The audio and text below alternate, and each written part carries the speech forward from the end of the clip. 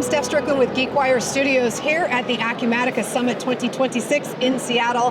And I want to talk right now about influencing digital transformation with none other than John Reed, the co-founder of Diginomica. How are you doing today?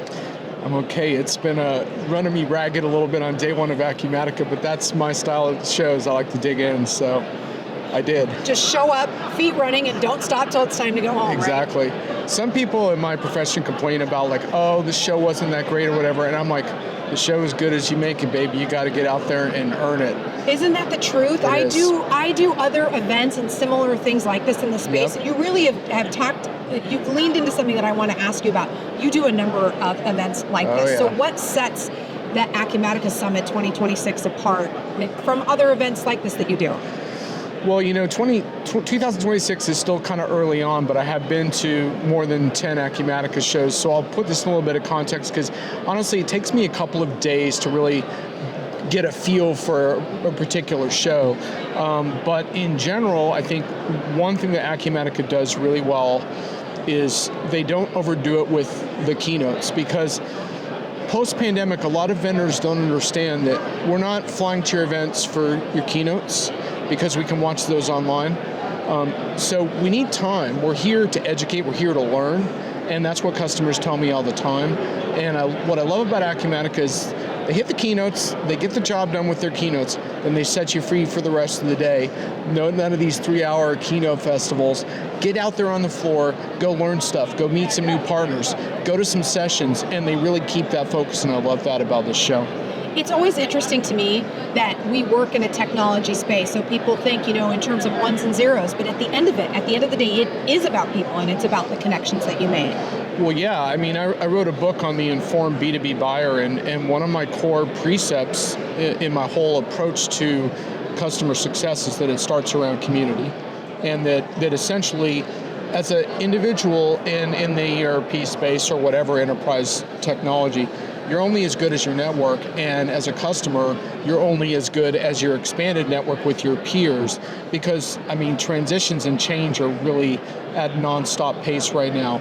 And if you're not here learning from each other, sharing war stories, and furthering connections with vendors and partners you didn't know about, I honestly don't like your chances. So. Speaking of transitions and changes, what do you think of this space here? Well, like I said, I'm on day one, and I'm a little bit of a contrarian, if you haven't figured that out yet. And I'm not that big on, you have to have the most awesome venue, because ultimately, if you do a show right, you can almost do it anywhere. But I will tell you this, and I'll be flat out honest, I'm not as crazy about convention center shows in general, because for me, as a frequent event goer, I kind of like an encompassed experience where I can kind of sleep, go downstairs. It's like, it's easier, but this convention center is pretty impressive, I have to say. Like this is not your old school convention center where you're like walking your way through a bunch of huge concrete structures. Once I got in here, I was like, oh my God, this is like light and open. And so I'll say that I really like the lightness and openness of this particular convention center versus so many that I've gone to.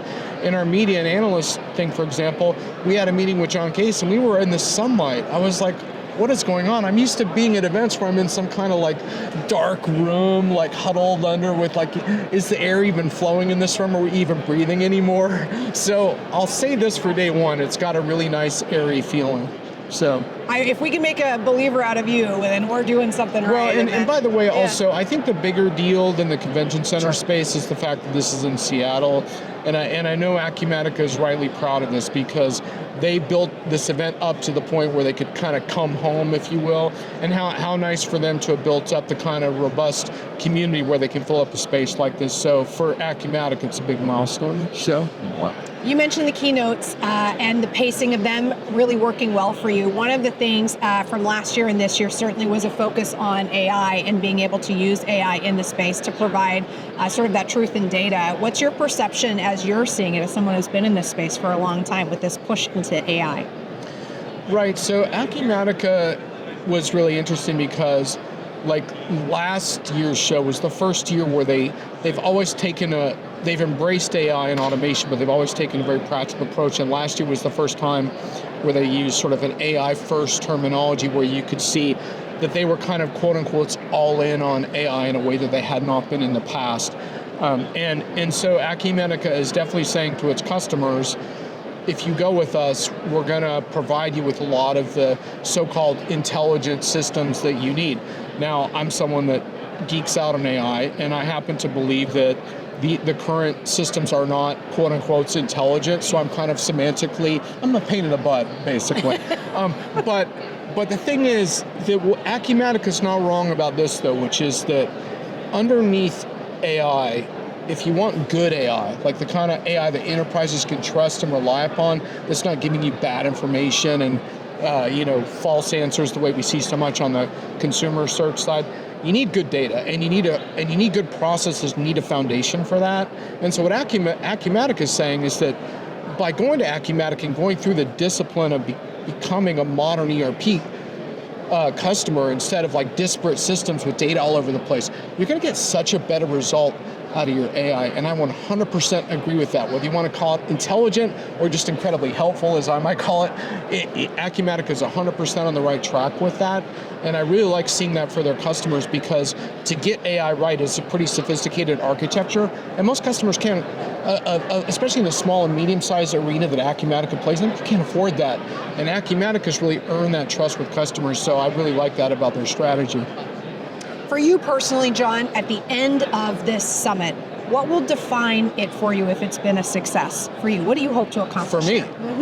That's really interesting. Well, basically, I'm just trying to build as many quality relationships in the community as I can. And so I have a very soft metric, if you will, which is, did I make some really strong connections? And also, did I have really engaging conversations about my burning questions? Because I go to every show with a bunch of burning questions, right? And I never get them all answered, because it's like a rabbit hole for me. Like one question leads to like 10 more, and that's the nature of how I work. But already I've had open discussions with John Case, CEO, in a group session that we had, and so starting to get that dialogue going. And if I can, successfully do an interview like this and make it relatively interesting for viewers, that's nice. But at the end, it's about the connections, and because the more you connect, the more you can learn later, because then you can call people and say, hey, what do you know about this? So it's all about the relationships. That's why I'm here. Well, I really appreciate this connection, and I thank you for your time and giving us some of your insight in the space. Thank you. Absolutely. Thank you. I'm Steph Strickland. You've been watching GeekWire Studios.